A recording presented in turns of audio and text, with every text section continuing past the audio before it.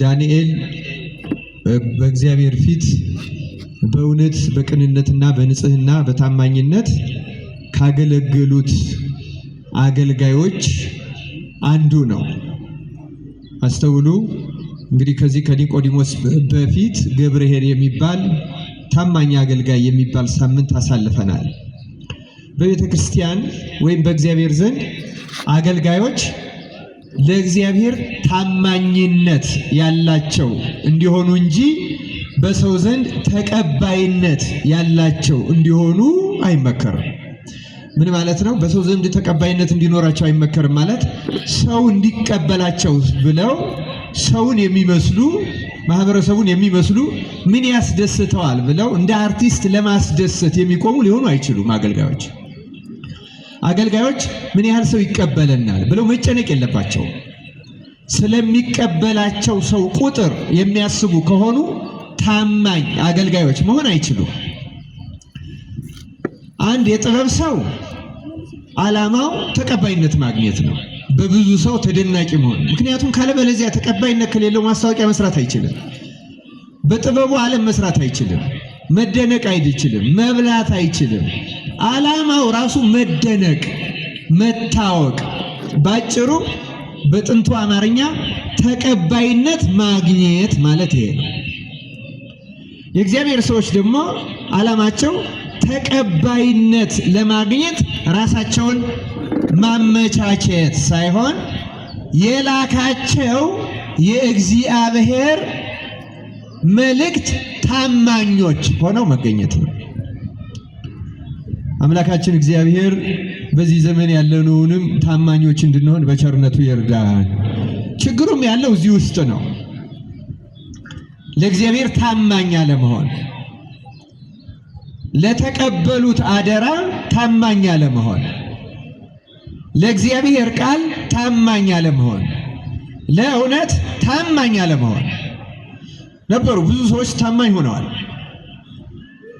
እንዲያውም ሐዋርያዊ የሚል ቅጽል የተሰጠው 20ኛው የእስክንድርያ ፓትርያርክ ቅዱስ አትናቴዎስ ዓለም ሁሉ አይፈልግህም፣ ሊሰማህም አይፈልግም፣ ማንም አይቀበልህም አሉት። እሱም እኔም ዓለምን አልፈልገውም ነው ያለው። ምክንያቱም ካልተቀበለኝ ልምሰለው ሊል አይችልም።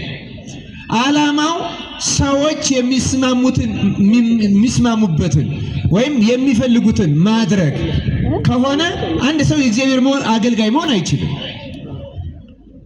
ገና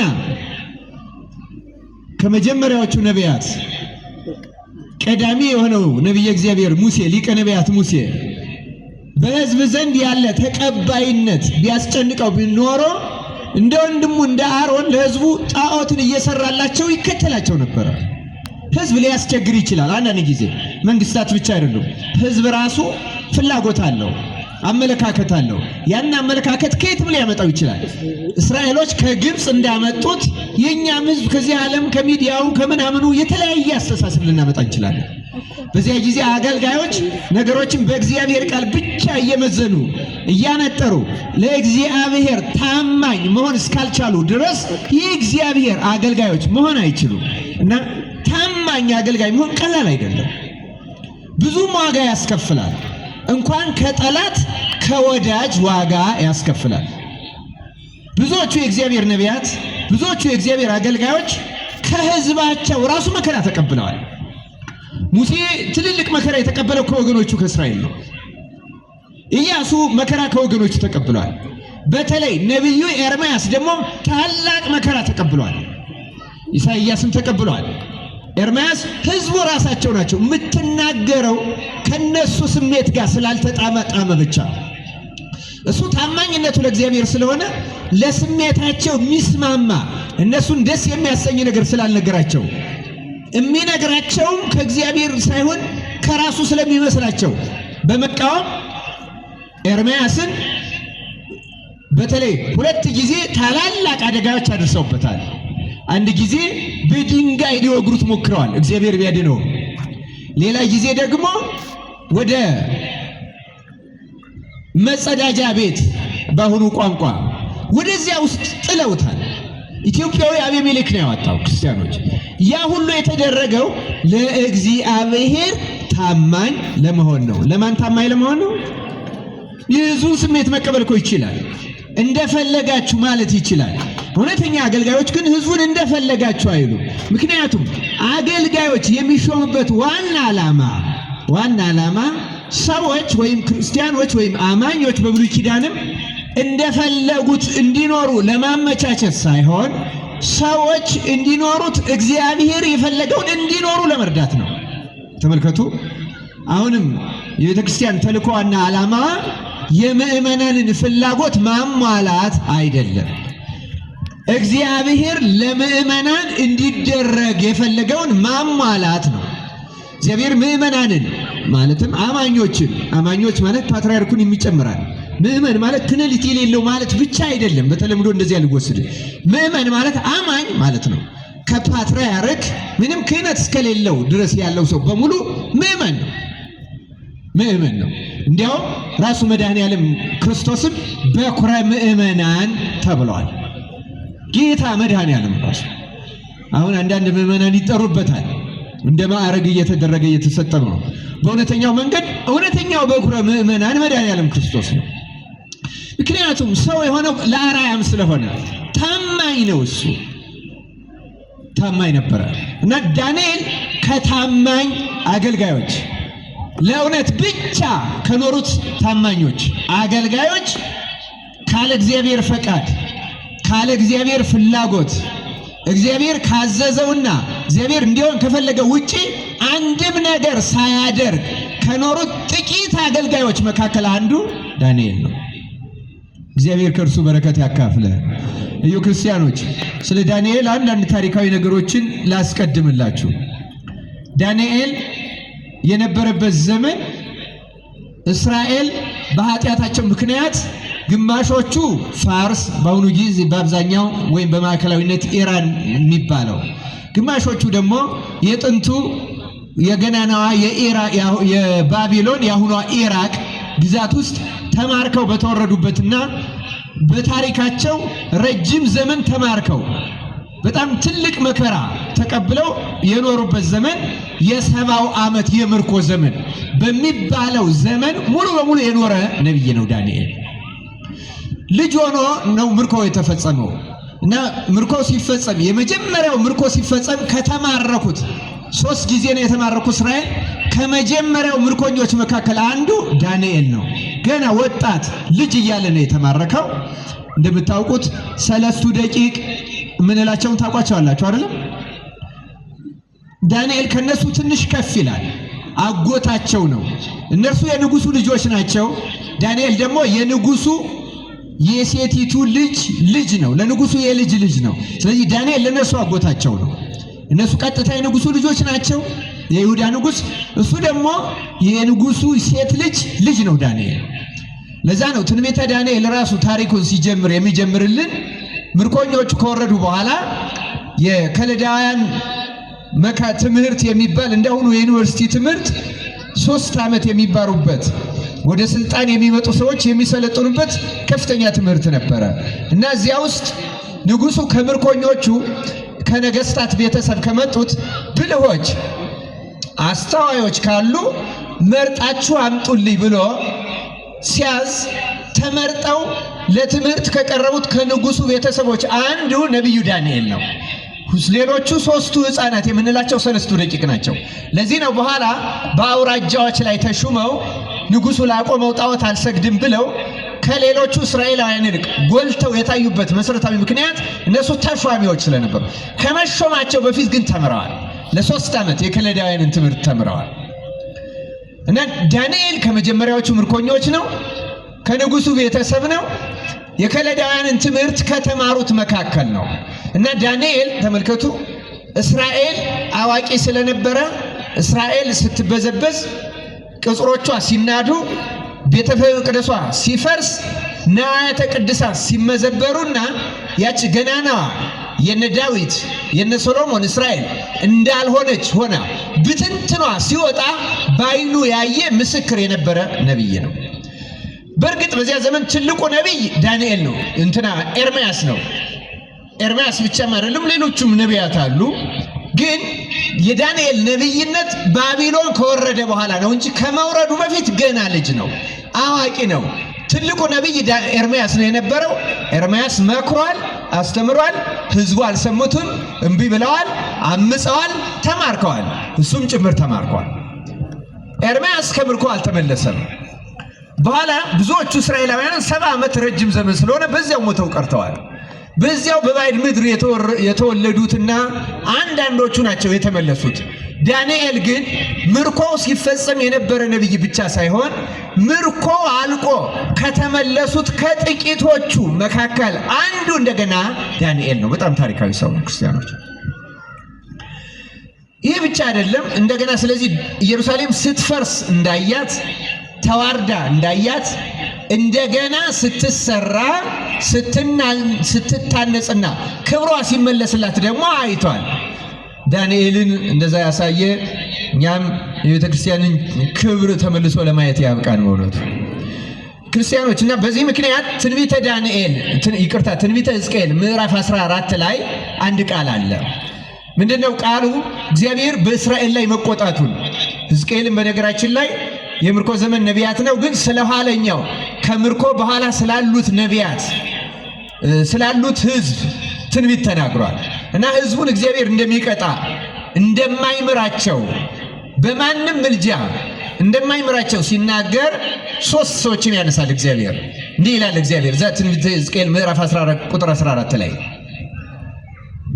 እነሆ ይህን ህዝብ አጠፋዋለሁ፣ ስለ ኃጢአቱ ምክንያት አጠፋዋለሁ፣ ማንም ቢመጣ አልምረውም። ሌላው ቀርቶ ይልና እግዚአብሔር ማንን ያነሳል? ኖህ፣ ኢዮብና ዳንኤል እነዚህ 3ቱ ምርጥ ወዳጆች እንኳን በፊቴ ቢቆሙ ቢኖሩ በመካከላቸው እነርሱን አድኜ ህዝቡን አጠፋዋለሁ እንጂ ስለ 3ቱ ስለ እነዚህ ምርጥ ወዳጆች እንኳን ብዬ ህዝቡን አልምረውም ብሎ ይናገራል። ይህን ታሪክ ያነሳሁት ለምንድን ነው? ዳንኤልን እግዚአብሔር በጣም ከፍ ካሉት ጻድቃን ቁጥር በብሉይ ኪዳን ጻድቃን እጅግ ከፍ ያሉትን ሲጠራ ከነዚያ ውስጥ አንዱ አድርጎ የጠራው ነቢዩ ዳንኤል ነው። እግዚአብሔር አምላካችን በዚህ ታላቅ ነቢይ በረከት ሁላችንም ይጎብኝን። አስተውሉ ክርስቲያኖች። ዳንኤልና እነዚህን 3ቱን ለምንድን ነው ያነሳው የሚለውትን ሊቃውንት ሲተረጉሙ ያለውን ሐሳብ ለአብራራ በትንሹ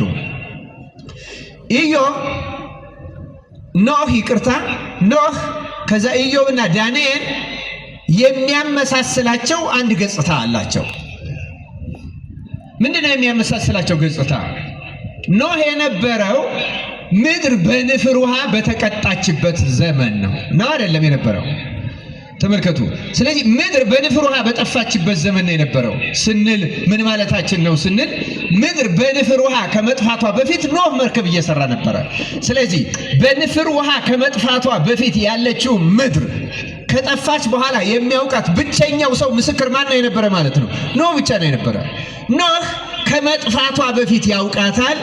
በጠፋች ጊዜም አይቷል፣ ምስክር ነው። በመርከብ ሆኖ 8 ቤተሰቦችን ይዞ ከእንስሳትና ከአራዊት የተፈቀደላቸውን ይዞ ምድር ስትጠፋ፣ በባህር ስትሰጥም፣ በፈላ ውሃ ስትገሸር፣ ከታች መሬት ተደላ ማዕበል ስታወጣ፣ ከላይ ሰማይ የሚቀደር ነገር ባይኖረውም የተቀደደ መስሎ መዓት ሲያወርድ፣ ፍጥረት ሲጠፋ፣ በአስጨናቂ ነገር ሲጠፋ ኖህ አይቷል።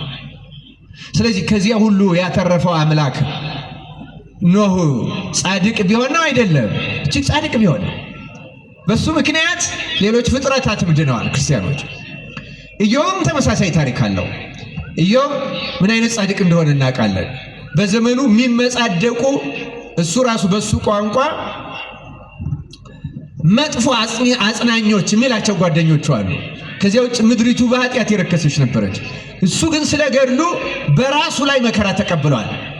ኖህ በሌሎች ላይ መከራ ሲቀበል ነው ያየ። ኢዮብ ደግሞ መከራ በራሱ ላይ ነው የተቀበለ።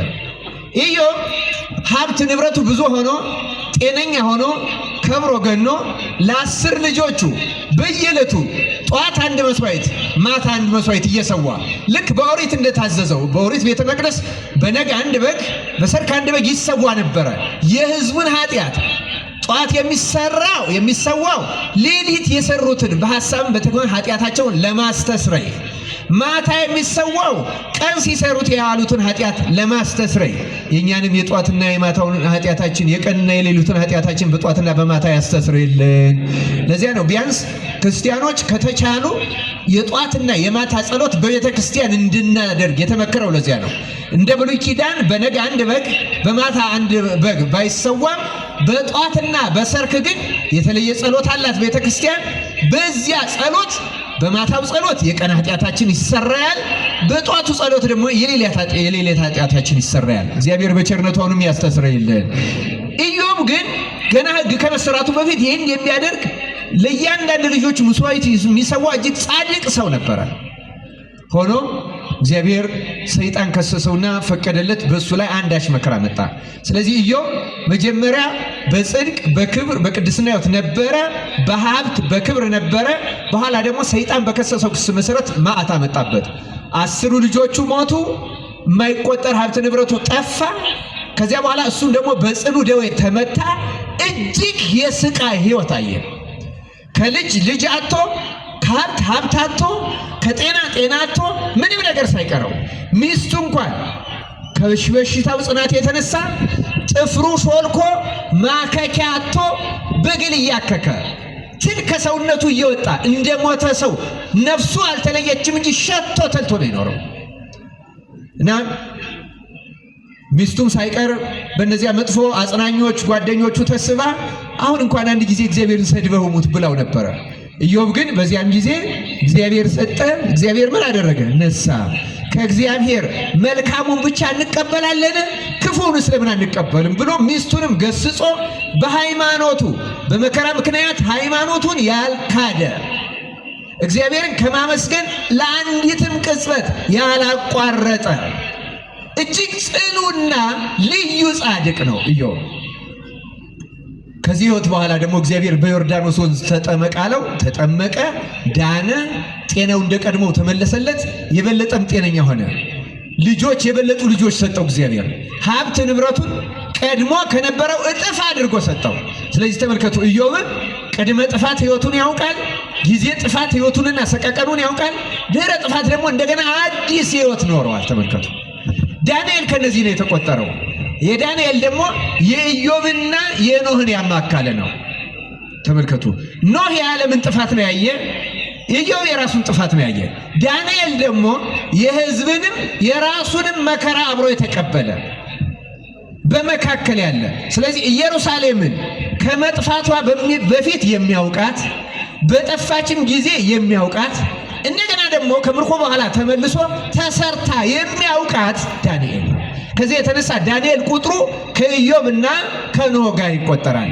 በምድርም ላይ እንደዚህ አስደናቂ ነገር ያዩ እነዚህ 3 ጻድቃን ናቸው። ከዚህ የተነሳ እግዚአብሔር ከፍ አድርጎ በብሉይ ኪዳን በሕዝቅኤል አናግሮለታል።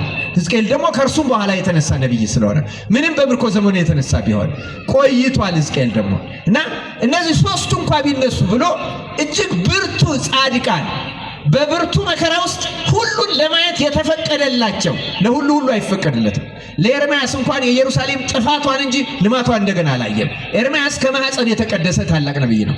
ዳንኤል ግን ይህን ያየ ምርጥ ነቢይ ነው። ስለዚህ ክርስቲያኖች እግዚአብሔር አምላክ ከዳንኤል በረከት ይክፈለን። ዳንኤል እንዲህ ያለ ግሩም ነቢይ ነው።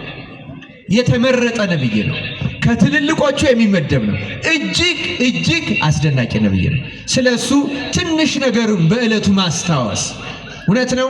ስለ ሰማዕታት እንዘክራለን፣ ስለ ሐዋርያት እንዘክራለን፣ ስለ ጻድቃን እንዘክራለን። ነቢያትን ግን ብዙ ጊዜ እንረሳቸዋለን። ነቢያት ክብራቸው ከሰማዕታት ከሐዋርያት የሚያንስ አይደለም። ክርስቲያኖች እግዚአብሔር ከነሱ በረከት ለሁላችን ይክፈለን።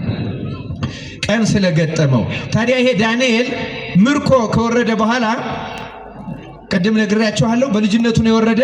ትንቢተ ዳንኤል ምዕራፍ 1ን ትንሽ ላንብብላችሁ፣ ትንሽ ግልጽ እንዲሆንልን ምን አይነት ነቢይ እንደሆነ። እንዲህ ይላል።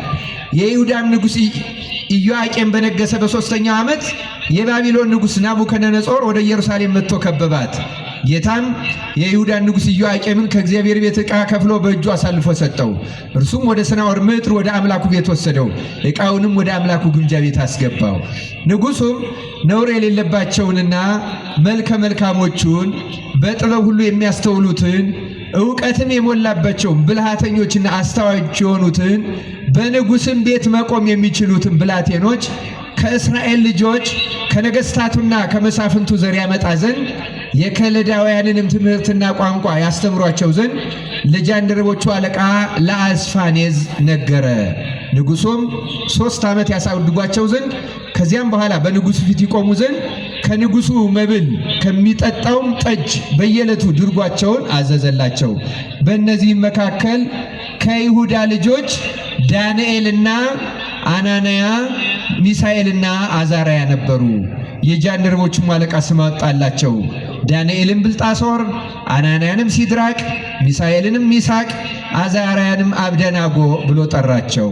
ዳንኤልም በንጉሡ መብልና በሚጠጣው ጠጅ እንዳይረክስ በልቡ አሰበ። እንዳይረክስም የጃንደረቦቹን አለቃ ለመነ። እግዚአብሔርም በጃንደረቦቹ አለቃ ፊት ለዳንኤል ሞገስንና ምሕረትን ሰጠው። የጃንደረቦቹም አለቃ ዳንኤልን መብሉንና መጠጡን ያዘዘላችሁን ጌታዬን ንጉሡን እፈራለሁ። በዕድሜ እንደናንተ ካሉ ብላቴኖች ይልቅ ፊታችሁ ከስቶ ያየ እንደሆነ ከንጉሡ ዘንድ በራሴ ታስፈርዱብኛላችሁ አለው። ዳንኤልም የጃንደረቦቹ አለቃ በዳንኤልና በአናንያ በሚሳኤልና በአዛርያ ላይ የሾመውን ሜልዳርን እኛን ባሪያዎችህን 10 ቀን ያህል ትፈትነን ዘንድ እለምንሃለሁ። የምንበላውንም ጥራጥሬ የምንጠጣውንም ውሃ ይስጡን። ከዚያም በኋላ የእኛን ፊትና ከንጉሡ መብል የሚበሉትን የብላቴኖቹን ፊት ተመልከት። እንዳየሁም ሁሉ ከባሪያዎቹ ጋር የወደድከውን አድርግ አለው። ይህንም ነገራቸውን ሰምቶ 10 ቀን ፈተናቸው። ከ10 ቀን በኋላም ከንጉሡ መብል ከበሉ ብላቴኖች ሁሉ ይልቅ ፊታቸው አምሮ ስጋቸውም ወፍሮ ታየ። ሜልዳርም መብላቸውንና የሚጠጡትን ጠጅ አስቀርቶ ጥራጥሬውን ሰጣቸው። ለእነዚህም ለ4ቱ ብላቴኖች እግዚአብሔር በትምህርትና በጥበብ ሁሉ ዕውቀትንና ማስተዋልን ሰጣቸው። ዳንኤልም በራእይና በሕልም ሁሉ አስተዋይ ነበረ ይላል። ስለ ቃሉ የእግዚአብሔር ስሙ የተመሰገነ ይሁን። አንድ ቁጥር ግን ልጨምር። እሺ በኋላ ጨምራታለሁ። አስተውሉ። ዳንኤል እንግዲህ ቅድስ ነው የሚጀምረው ከዚህ ነው። ብላቴና ነው፣ ገና ወጣት ነው። ወደ ባዕድ ሀገር ነው ሄደው። እንዳሁኑ ዘመናዊ ነገር የለም። ልክ እንደ ዩኒቨርሲቲ ያለ የንጉሱ ማሰልጠኛ ገቡ። ምግብ የታዘዘላቸው ከንጉሱ ከቤተ መንግስት ድርጎ ነው የታዘዘላቸው፣ ጠጅ ሳይቀር የንጉሱ የተመቻቸ ጮማው፣ ስጋው ምቾት ያለው ምግብ ተመደበላቸው። ሌሎቹ ከከለዳውያን ናቸው። ከእስራኤል የመጡት ግን እነዚህ 4ቱ ናቸው። ከ3ቱ ዳንኤል ደግሞ በእድሜው ትንሽ ከፍ ስለሚል ልክ ይሄ የንጉስ የተመቸ ምግብ የተመቸ አኗኗር ሲገጥመው ያሰበውን ሐሳብ ነው የሚነግረን መጽሐፍ ቅዱስ። ጥያቄ ልጠይቃችሁ። አሁን የኛ ወገኖች ይሰደዳሉ። ተማርከው አይደለም አሁን የሄዱት። እነዚህ ሰዎች ተማርከው ነው የሄዱት። የኛ ወገኖች ግን በሀገሪቱ ረሃብ፣ ችግር፣ የተለያየ ምክንያት ተሰደው ወደ ውጭ ሀገር ይሄዳሉ። ወደ ውጭ ሀገር ተሰደው ከሄዱ በኋላ የዚያ ሀገር መንግስት አቅርቦ ወዳጅ አድርጓቸው የቤተ መንግስት ብሉ ምግብ ቢያዝላቸው ወይም ከኛ መካከል አንዳችን እንዲህ ያለ ነገር ቢገጥመን እግዚአብሔር ረዳን ነው እግዚአብሔር ተቀየመን ነው የምንለው? ሲመልሱልኝ ምን እንለዋለን? እግዚአብሔር ረዳን አንልም? እንላለን። ቤተ መንግስት ገብተን ከሀገሬው ሰዎች ለዛውም ከተመረጡት ከመሳፍንቱ ልጆች እኩል ተመርጠን ከፍተኛ የትምህርት ዕድል ተሰጥቶን የንጉስ ምግብ ብሉ ብንባል በንጉስ እንክብካቤ ኑሩ ብንባል አቤት እግዚአብሔር ለኔ ያደረገልኝ በተሰደድኩበት ሀገር በባዕድ ምድር እንኳን ለኔ ያላደረገው ምን አለ እንላለን? አንልም? እንላለን። እዩ እነዚህ ሰዎች ግን ያሉት ዳንኤል ምን አለ ይላል? በንጉሱ መብልና መጠጥ እንዳይረክስ አሰበ። ተመልከቱ። በሁለት ምክንያት ነው ይህን ያሰበው። አንደኛው እስራኤላውያን ሕግ አላቸው። የሚበላ እንስሳ አለ፣ የማይበላ እንስሳ አለ አይደለም እንዴ? ባቢሎናውያን ይሄ ሕግ የላቸውም። እስራኤል የማይበሉትን እንስሳ ሁሉ ይበላሉ። ስለዚህ የንጉሱን መብል የሚበሉ ከሆነ በመጽሐፍ ቅዱስ እንዳይበሉ ከተከለከሉት ተሰርቶ ይመጣላቸውና ሊበሉ ነው። የማያውቁትን ሊበሉ ነው። የማላውቀውን የምቾት ምግብም ቢሆን ሌሎች ሰዎች የሚበሉትም ቢሆን ደግሞ እኔ በሀገሬ አይደለሁም። ምክንያት እኮ አለው ዳንኤል። እኔ ለብቻ አላርስም፣ አልዘራም፣ አላመርትም፣ መውጣት መግባት፣ መሰብሰብ፣ መሸጥ፣ መነገድ አልችልም፣ የሰጡኝን የምበላበት ቦታ ላይ ነው ያለሁት ብሎ እንኳን አላመካኝም። ይገርማቸዋል። ስለዚህ በዚያ ምግብ እንዳይረክስ አሰበ። ሰው ተሰዶ ተጨንቆ በባዕድ ሀገር እየኖረ ሃይማኖቱን ለመጠበቅ አትብላ የተባለውን ላለመብላት። አሁን እኮ ዛሬ እኛ ክርስቲያኑ ራሱ ምክንያት አግኝቶ ለመብላት ያለን ችኮላ አስገረመኝ። በምክንያት ለመብላት፣ በምክንያት አሳ ለመብላት፣ በምክንያት ስጋ ለመብላት፣ በምክንያት ወተት ለመጠጣት፣ በምክንያት ይህን የመሰለ ነገር ምን ላድርግ ብሎ ለመብላት እጅግ ብዙ ምክንያት ፈጣሪዎች ነው። ዳንኤል ግን ብዙ ምክንያት እያለው ሌላ አማራጭም አልነበረው፣ መብትም አልነበረው። በዚያ ጊዜ ተመልከቱ፣ እግዚአብሔርን በልቡናው አትሞ ስለያዘ፣ እግዚአብሔር በቸርነቱ በእኛ ልቡና ይታተም። እግዚአብሔር አትሞ ስለያዘ ሕጉንም ስለሚጠብቅ፣ እግዚአብሔር ደግሞ ሕጉን ስለሚጠብቁት የታመነ መሆኑን ስለሚያውቅ አልበላም አልረክስም አለና ምን ታዲያ እንብላ ሲሉት አማራጭ ስሩልኝ አይደለም ያለ፣ ጥራጥሬ ብቻ። እንዲያውም አስፋኔዝ ምን አለው? እንዴ እኔ አላደርገውም አለው። አላደርገውም ለምን? ለእናንተ ጥራጥሬ ሰጥቼ እነዚያ ጮማ እየቆረጡ ጠጅ እየጠጡ ሰውነታቸው ወፍሮ ፊታቸው አምረው፣ የእናንተ ግን ሰውነታችሁ ከስቶ ፊታችሁ ገርጥቶ ቢያይ ንጉሡ እኩል ነው የመደብኩት፣ ለምን አዳላህባቸው ብሎ እኔን ይቀጣኛልና አላደርግም አላቸው። ከዚያ ዳንኤል ቀስ አረገና የአስፋኔዝን ተከታይ ሜልዳር የተባለውን መጋቢውን ጠርቶ ለ10 ቀን እባክህ ፈትነናል። ምን አድርጌ? ለ10 ቀን ለኛ ጥራጥሬ ሽምብራ ብቻ ስጠን፣ የሚጠጣም ውሃ ብቻ ስጠን፣ ለነሱ ደግሞ የተመደበላቸውን የንጉሱን የድሎት ምግብ ስጣቸው። ከ10 ቀን በኋላ እነሱ ወፍረው እኛ ከስተን፣ እነርሱ አምረው እኛ ገርጥተን ካገኘህ እንዳትቀጣ ብለን አንተ የምትሰጠንን ምግብ እንበላልሃለን። ያ ከመሆኑ በፊት ግን እባክህ ለ10 ቀን ፈትነን። እንዴት ያለ እምነት ነው! ሽምብራ የበላው ስጋ ከበላው ይልቅ እግዚአብሔር የተመቸ ያደርግልኛል። እኔ ሰውነቴንም ቢሆን አያከሳውም። ተመልከቱ፣ ፊቴንም ቢሆን አያገረጣውም። ከነሱ ይልቅ ልገረጣ አልችልም። ሃይማኖት ከሁሉ በላይ ናት ብሎ የሚያምን እምነት። ሜልዳር ቀላል ስለሆነ እሺ አለ። ከ10 ቀን በኋላ ሲያያቸው ተመልከቱት የሃይማኖትን ዋጋ ክርስቲያኖች። ሽምብራ የበሉ ውሃ የጠጡት ዳንኤልና ሰለስቱ ደቂቅ ፊታቸው አምሮ ሰውነታቸው ወፍሮ ከነዛ ስጋ ከሚበሉት ጠጅ ከሚጠጡት ይልቅ 4ቱ ጾመኞች ጥሬ ቆርጣሚዎቹ ፍትፍት ከሚዝቁት ይልቅ ሰውነታቸው እግዚአብሔር ሰርቶ ተገኘ ይላል። በእውነት እግዚአብሔር አምላካችን ስሙ የተመሰገነ ይሁን። ክርስቲያኖች በእምነት የምንጾም ከሆነ ጾም እንዲህ ያለ ኃይል አላት። እውነት ለመናገር ስጋችንን ጤነኛ ነው የምታደርገው። እግዚአብሔር ሕዋሳታችን ያድሳል፣ ሰውነታችን ያነጻል፣ ያከብራል። ሲሰራውም ጾምን ሰውነትን ለማስተካከል ነው ክርስቲያኖች።